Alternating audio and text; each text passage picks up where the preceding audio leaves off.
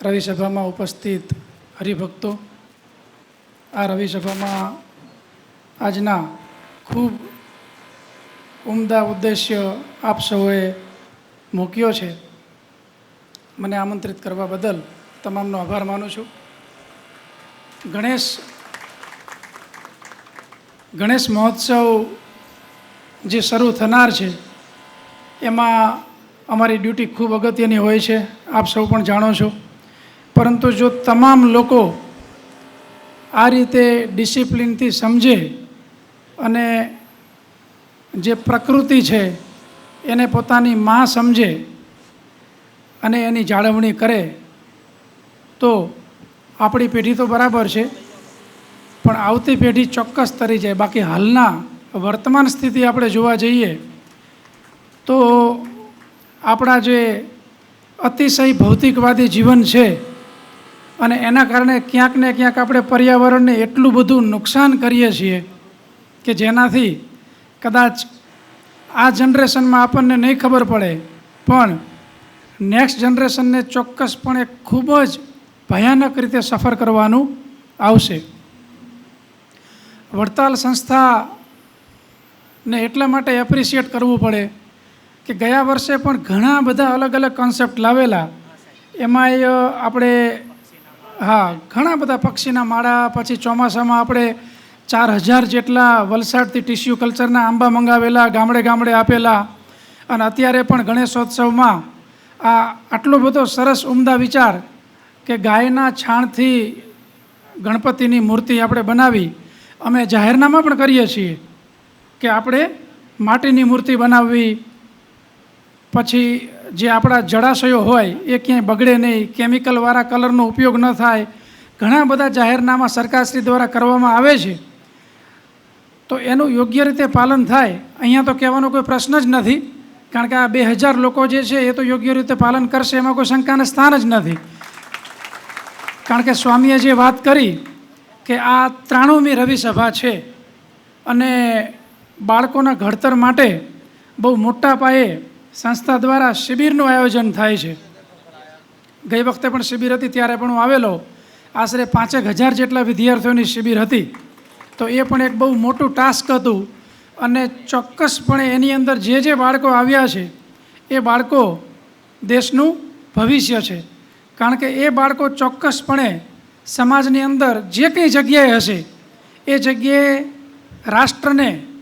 રાષ્ટ્રના નિર્માણમાં કંઈક ને કંઈક સારું કરશે, એટલું ચોક્કસપણે હું આ જગ્યાએથી કહી શકું છું. તો આજે જેટલા લોકો 200 જેટલા પ્રતિનિધિને આ ગણપતિજીની મૂર્તિ આપી રહ્યા છીએ, તો આ સંદેશ જે છે 200 વ્યક્તિ કે 200 ગામ પૂરતો મર્યાદિત ન રહે. એ અહીંયા ઉપસ્થિત 2000 લોકોની જવાબદારી છે કે તમે લોકો જે ગામથી આવતા હોય, જે કુટુંબમાંથી આવતા હોય, જે સમાજમાંથી આવતા હોય, જ્યાંથી આવતા હોય, ત્યાં તમામ જગ્યાએ તમે એક તમારો સંદેશો પહોંચાડો કે ગાયના છાણની આ મૂર્તિ જે છે એ તો સૌથી ઉત્તમ છે, પણ એ નહીં તો કમસે કમ માટીમાંથી દુકાનેથી લાવતા હોય તો દુકાને પણ તમામ પ્રકારની મળે છે, બરાબર. પ્લાસ્ટર ઓફ પેરિસવાળી પણ મળે છે અને માટીવાળી પણ મળે છે. તો માટીવાળી જે મૂર્તિ છે એ જ મૂર્તિ લઈ અને સ્થાપન કરે. અને અંતે ઘણા બધા લોકો બહુ સરસ એનો પ્રોજેક્ટ કરતા હોય છે કે આજુબાજુમાં કોઈ જળાશય હોય, તળાવ છે, નદી છે, તો નદીના કિનારે, નદીની અંદર પણ નથી પેલું કરતા, પાણી લઈ અને એને સરસ રીતે વિસર્જન કરી અને ત્યાં કરીને એક બીજો કોન્સેપ્ટ એમાં એડ કરે છે કે એ જગ્યાએ હું એક વૃક્ષ વાવીશ.